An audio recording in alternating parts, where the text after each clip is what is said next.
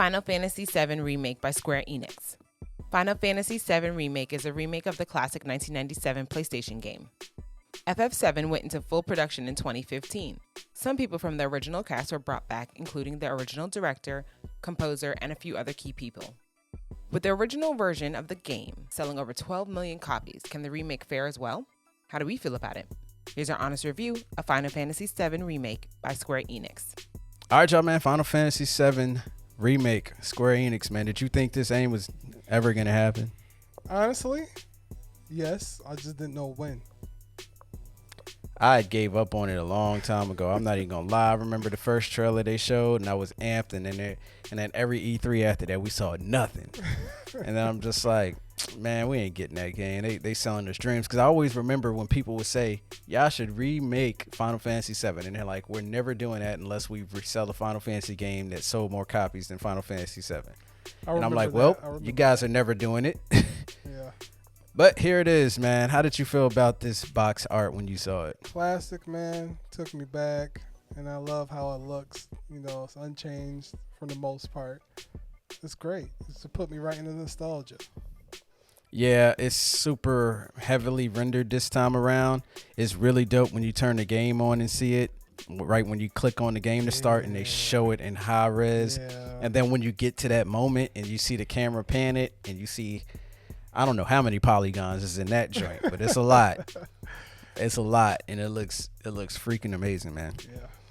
The story of this game, man, as y'all guys know, it takes the first 5 hours of the original game and turns it into like a 30-hour game, which some people have good thoughts about, and some people have bad thoughts about for plenty of different reasons, but pretty much that's how the game flows. Did you feel any different about that? No, man. I thought they did a great job of fleshing out certain parts of the original and turning it into a full-fledged game. I thought it was very, very clever. This thing I'm reading says it right. It's about 10 to 15% of the original game. I'd say 10 because it takes about 4 hours to beat that first part. It takes you 30 hours to beat this one. Highlights, man. Look, I didn't know what I was expecting the gameplay to be like, but when I turned that demo on and I felt it for the first time, I was like, okay, this is what I'm talking about. Y'all took what y'all learned from Final Fantasy 15 and made it 100 times better, and it still feels like Final Fantasy 7. I was going to lose it if they got rid of the materia system. They did not. They kept the materia system. Although I do feel like we have too much materia, I will say that it was dope that they left that system in there. I was extremely happy about that. The graphics, all the renders and everything look so crazy. When I saw Tifa, I'm just like, yo, that's Tifa. When I saw Barret, I'm like, yo, that's Barret. When you see Red 13, that's Red 13. The graphics look amazing.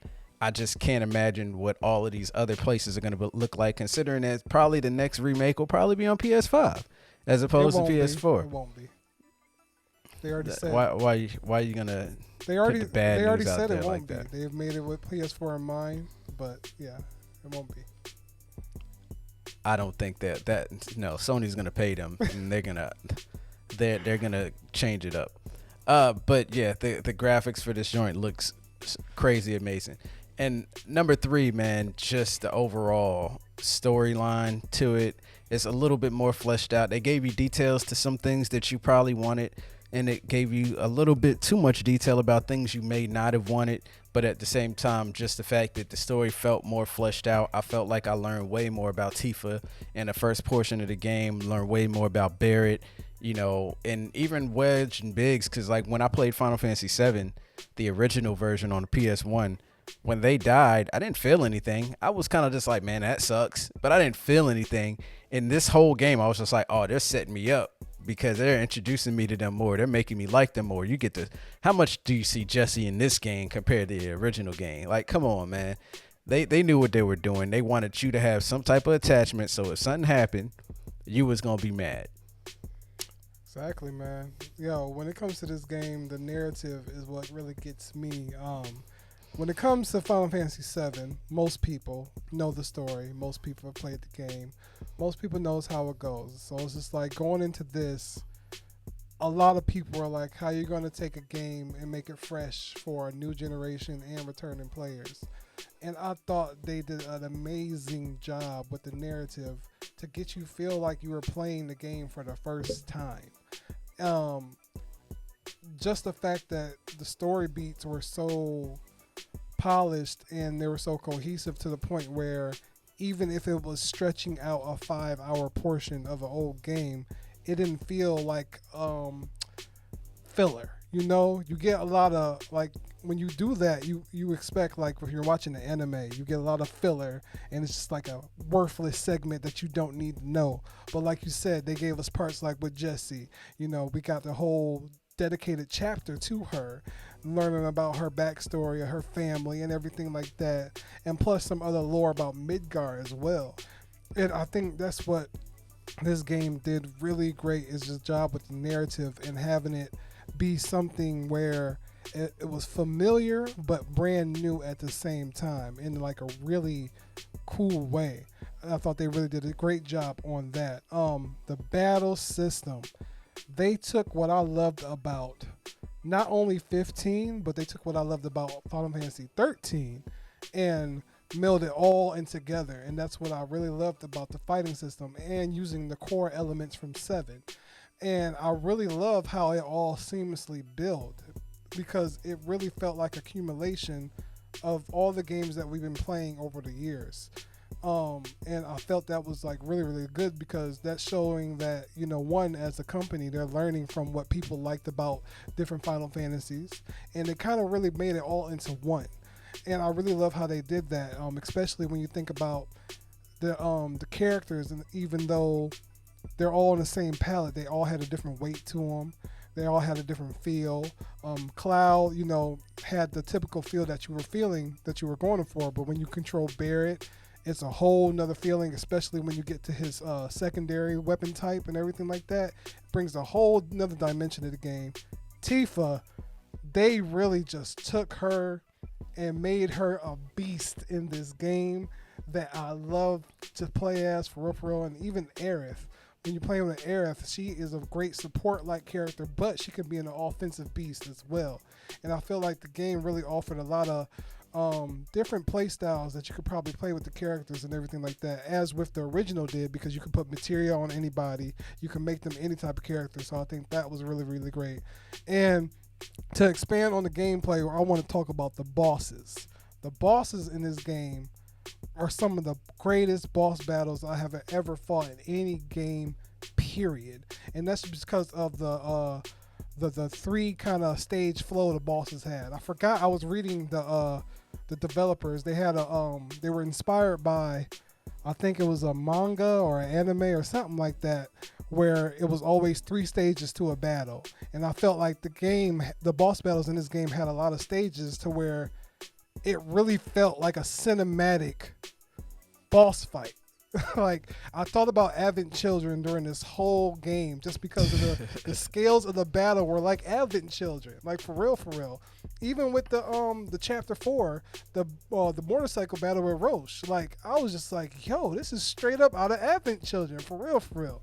So like, I really love the dynamic scale of the bosses, because it wasn't just a hack and slash game. You might have to, you know, move to the other side or do something to the boss to make them weaker. Like, you really had to use your thoughts. It's really brought the RPG into the action. And I think a lot of people were worried about that, losing the strategy element of the game. It was not lost in this game at all. I know your favorite part was if you're getting ready to use a limit break and then the boss decides to do a cinema, so your limit break completely misses. I know you love that. There will be so many times where you even do an ability and you can miss the whole target, but it comes in with that timing. Lowlights, man. I actually have a couple lowlights. So my first lowlight, and I said it already, I keep saying it, I felt like we got too much materia too quickly. Like, I felt like we should have only got 2 stages of fire, 2 stages of blizzard, 2 stages of thunder, just because, for sequel's sake, what are we going to be chasing? That's my only issue. We got too many summons. Absolutely too many summons. I feel like it should have capped out at like 7. I don't feel like we should have got any more than that, and you don't even see Bahamut anywhere near Midgar's time. So that definitely shouldn't have been happening in this section of the game. I felt like they should have waited. Maybe it should have topped off at like Rama's or whatever the Thunder God's name. I can't remember what his name is. Yeah. Rama. They should have stopped. We should have got him. So we should have got Barrett, Ifrit, him, maybe one of the Chocobo ones, and maybe Cactus. I'm fine with just that. I don't need a whole bunch of summons. It's only 4 characters. We only need 5 summons. You know what I'm saying? We don't need a whole lot. And my main low light is the way they decided to pace the last 3 hours of the game. Oh my goodness. If y'all just didn't let me just cross that bridge, fight Genova, and then continue on with the boss marathon, no, y'all need me to fall into Hojo's lair, go through 4 levels of extreme boredom that add nothing to the story. It's just there just to make me take a long time. Y'all could have kept that whole section and saved a whole bunch of months of development and had this game out in January or February like it was originally planned. Yeah. Really think about that, guys, next time, please. We don't need the filler. Yeah. You know, some of the side quests too, they felt like annoying fetch quests. I'm not even gonna lie. I did all of them. But it's just the fact that it, like, sometimes I was just like, come on, man. Like, I'm glad y'all added the whole teleport back, but y'all needed to make it so I could have used Chocobo Sam earlier in the game. Like, y'all gave him to me when it wasn't even relevant anymore. Like, come on, man. But aside from that, you know, the game doesn't have a whole lot of flaws in my opinion. Yeah, same here. I guess you could say that chapter 17 was the filler. I mean, that was the only part of the game where it really kind of stretched the game time, and I really did not really need all that, you know. Other than that, I do agree with you on the materia.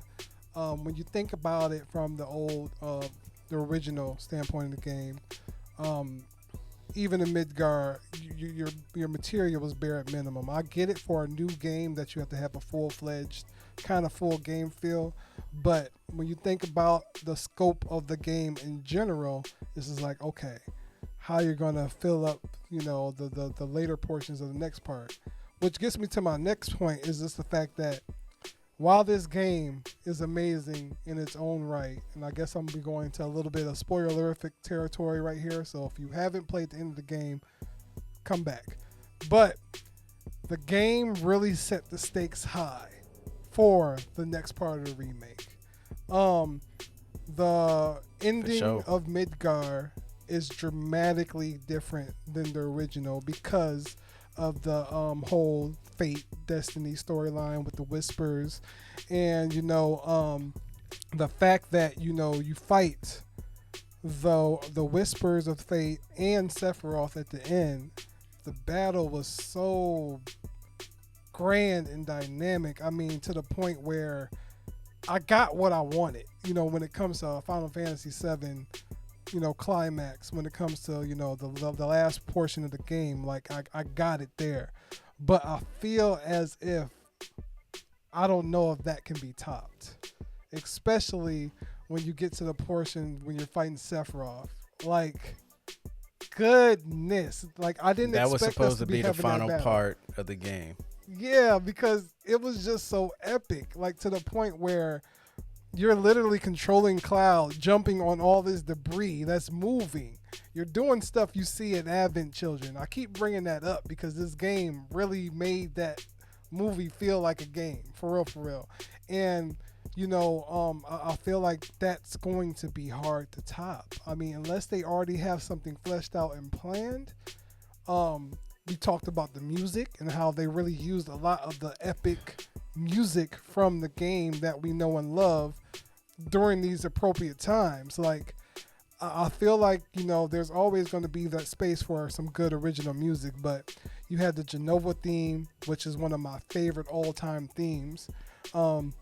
Of course, you had the Sephiroth theme when you're battling him, got the choir singing in the background. Sephiroth! And it's just like, come on. That's not supposed to be playing right now, It's not supposed to happen yet, you know? Hearing the Forgotten City music.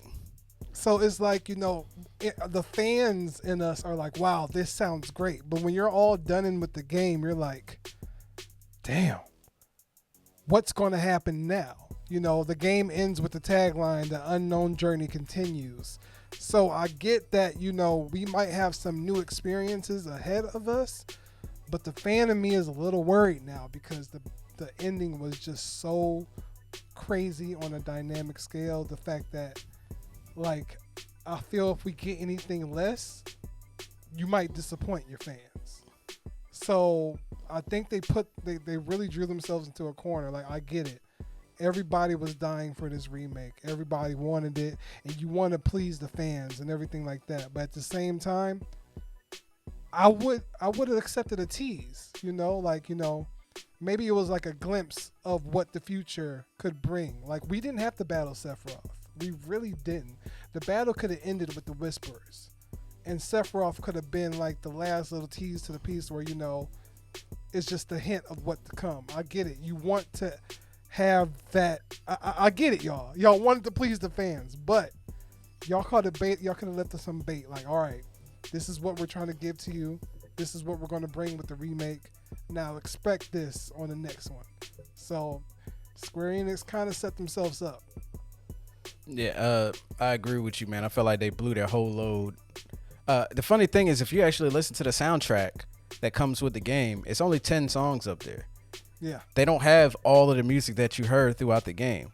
So I don't feel like all of it was needed to be in the game. That's why they call it a mini soundtrack. Yeah, it's like it shouldn't have all been in the game either. Whatever was on the soundtrack should have been the only music we heard in the game. I would have been perfectly fine with that. I wouldn't have been here complaining because I know what part of the game this is. I don't expect to see Bahamut. I don't expect to see all of these other things, period. So just the fact that I got them, it did feel like they blew their load. But, at the end of the day, it was good. Final thoughts? Well, hold on. Before we get to final thoughts, I want to hear a spoiler take on the whole the ending right quick. Well, I think we should talk about that after we do the grade, so that way, okay, just to help anybody that doesn't know all of the stuff we want to spoil. So, so final thoughts, man. Look, I thought the game was amazing. It looks amazing. The voice acting was really well done. They give you a couple choices to be made. The choices have some bearing on what happens throughout the game, which is cool. Some of them just give you different things depending on how much side quests you do. That determines what type of cinema you get at certain points. There's hidden cinemas and stuff like that, so it makes you want to go through and play it again. And take the stairs. I can't explain to you how good the fighting feels. The fighting, the blocking. You actually get punished in fights for not blocking. And it's such a good thing. I like games that are somewhat difficult. I don't want to be able to blow straight through everything. I want to get my ass whipped from time to time, and that's cool, and I appreciate them doing that. I just hope there's still some more meat on the bones for them to add into these games that are left to come. Yeah, man. They really catered to the fans and newcomers alike with this game. I feel like they did everything right. I mean, they got everything that I expected in a remake and more. Like, it was just like, people probably call this fan service, but I would be like, it's more than fan service to me, because I really think they really took a game and used the term remake literally and reimagined what the game could look like on current generation consoles and everything like that. And I really think they blew it away when it came to setting up the narrative for a game that we already know and love. And they treated it with such care and respect to the fact that you're just cheesing the whole time playing the game, or at least I was, I was just sitting here like, man, this looks beautiful. This looks great. This sounds great. This feels great. So, even though it took us how many years since this was formally announced? About 5. 5? When was it teased? I don't know. It's in the bio though. Yeah. But it's been a while, but I could say that it was well worth the wait. I just hope that we don't have to wait a little similar time. 2015 for the next 5 years for the next part of the remake. Yeah, I agree with you 100%. Final grade, man. Look, at the end of the day, this was an amazing experience. Super fun. One of my favorite games of all time. The game that got me playing RPGs in the first place. the original Final Fantasy VII. I'm going to give this game a 9. They came in, they did what they deserve, what they needed to do. They made good with all of the stuff they actually did do. They gave us a nice assortment of weapons from the game, some newer weapons as well. They didn't blow the whole load on the weapons. They gave us 2 limit breaks. Perfect. Next game, give us 2 limit breaks. This needs to be a 4-part game if y'all gonna break it down like that. And it should have been the same way with the materia. Only give us a 4th of the materia, a 4th of the summons. Cut that stuff up. Don't give everything at one time. Y'all can have some secret things and some cool hidden missions and stuff like that. And then, but after this, that's when the skepticism starts coming in. How do I get to roll over my materia? Is my materia going to roll over? Is it not? Did I spend all this time maxing everything out for nothing? Are y'all going to start me back at the beginning when the next one comes out? Y'all got a lot of questions to answer. And there's a lot of people sitting there at the edge of their seat watching, and it's easy to upset them. But in the meantime, enjoy this game because it's really good. Y'all should check it out. Yeah, man, that's the only reason I'm not giving it a 10 is just because, you know, the fact of what lies ahead. I'm giving it a 9 as well because it's the perfect reimagining in my eyes.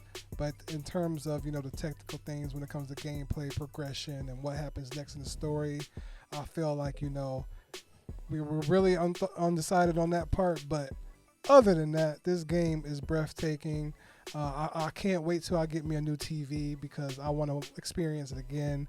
I can only imagine what it looked like on yours. I don't got a Pro though, so I mean the HDR looks nice with like using Thundaga and Fireaga and stuff like that. It looks really nice, but I want to know what happens when PS5 is out and some games get the benefit.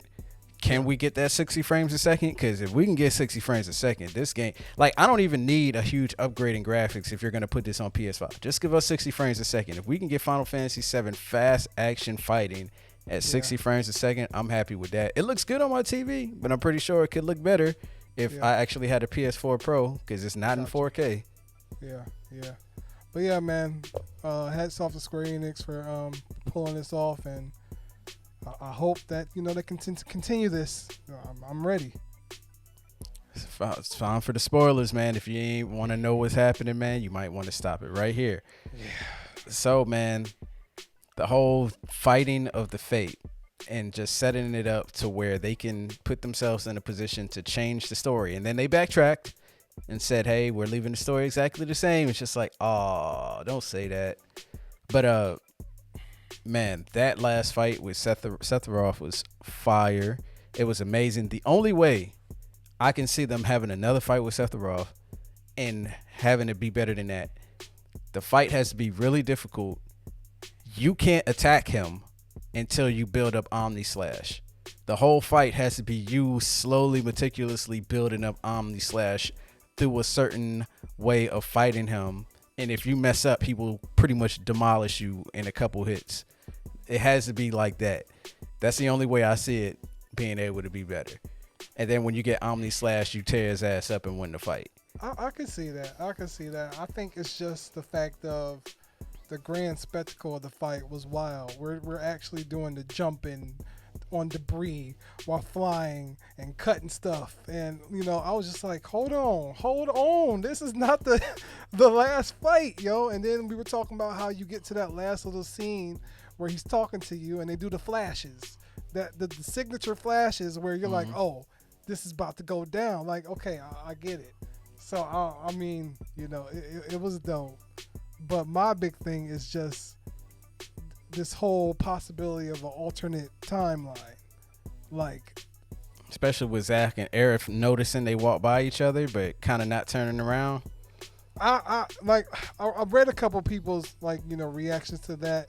Some people love it, some people don't. I'm on a side where I'm excited for the potential of it because it could provide some new gameplay elements for us. Yep.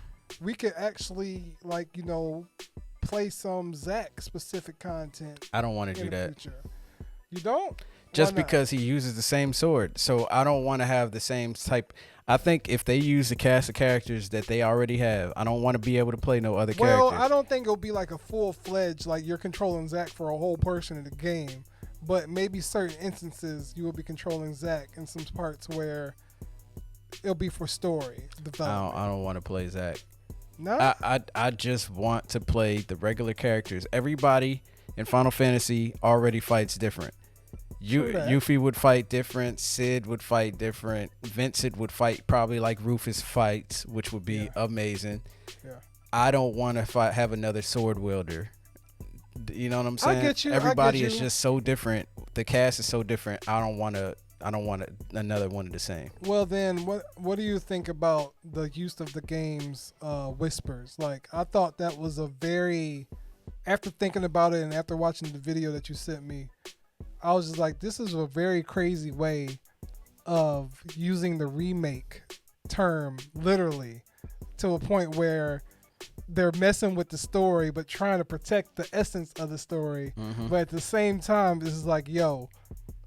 And you see it when on your second playthrough, man. I'm telling you, you're gonna notice all of it too, because the whispers only come when something's in jeopardy of being different than the original version was.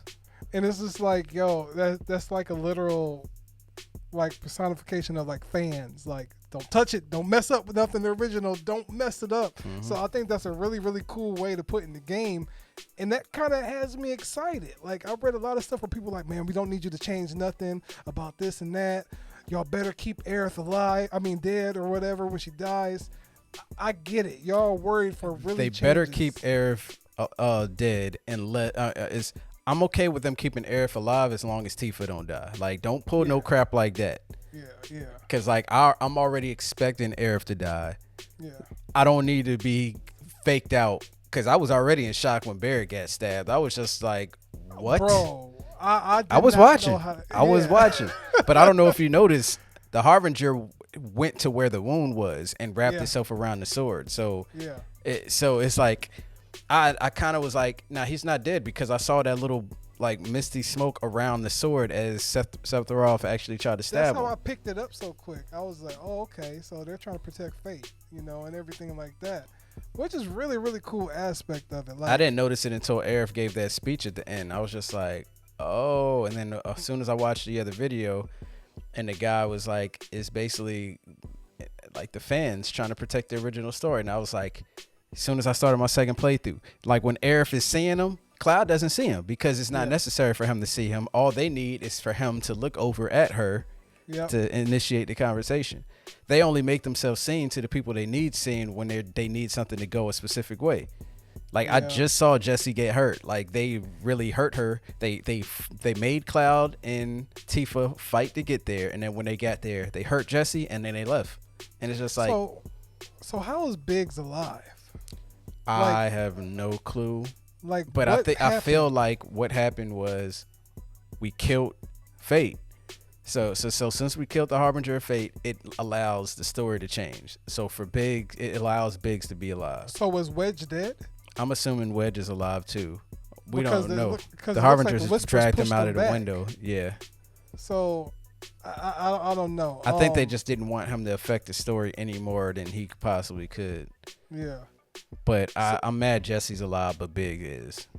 Jesse's dead, but Big is alive. Like, come on, man. You don't know yet. We saw her die.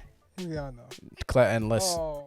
Unless when I get there again, the Harbingers were around the bullet. I don't know. We'll see. So what do you think about that? Like, just like, you're okay with story changes or anything like that? I'm fine with it as long as they don't destroy it too bad. Like, it's a really one of those teeter-tottery things. I feel like there's some changes that could be made to the story that could make it really good, but I also feel like you're playing around with something that could really backfire. That's just my stance on it. I'm fine with changes, but there are certain things I don't want changed. I want to fight weapons at some point. I want to fight weapons. I want a fun story. I'm okay with them leaving stuff out. You can leave out the gold saucer. I'm not too happy about it, but you could probably leave it out. You can probably leave out the mini game where you fight to get the Phoenix materia. You can probably find another way to incorporate the Phoenix materia somewhere else. Snowboarding? I'm perfectly fine with no snowboarding. I was annoyed by the bike. Like, it was cool that the bike's in the game, but I'm glad on hard mode you could skip the whole thing. Like, you don't even have to play the bike part. So it's cool. There's things that they can do, but there's plenty of ways they can make you really angry with this game. So last question is Sephiroth the time traveler? I think he has knowledge of what happened before because he knows he failed, and that's why he. How does he have the knowledge? Because he messed with fate somehow this time around? I or don't know. because Somebody in the video was speculating that the knowledge that Sephiroth has from the Kingdom Hearts games has something to do with what he knows now. Oh no. Oh, okay, see now let me get to that. All right. I love Kingdom Hearts, yo. Okay. But if we're going to get into the Kingdom Hearts territory, the remake is going to fail. No. They're just saying like how he knows. I get what you mean, but I'm just saying Kingdom Hearts has. Oh, you're talking about like 1.3, 6.7. They have too many games in the saga, whatever you want to call it. They need to halt development on Final Fantasy VII Remake right now and find out exactly how long the story is going to be and then continue. Because that's my fear. Like I want it to be a trilogy of remakes, but if they're not going to do that, I don't need Final Fantasy VII Remake 2.3. I don't need that, okay? So, Square Enix, please.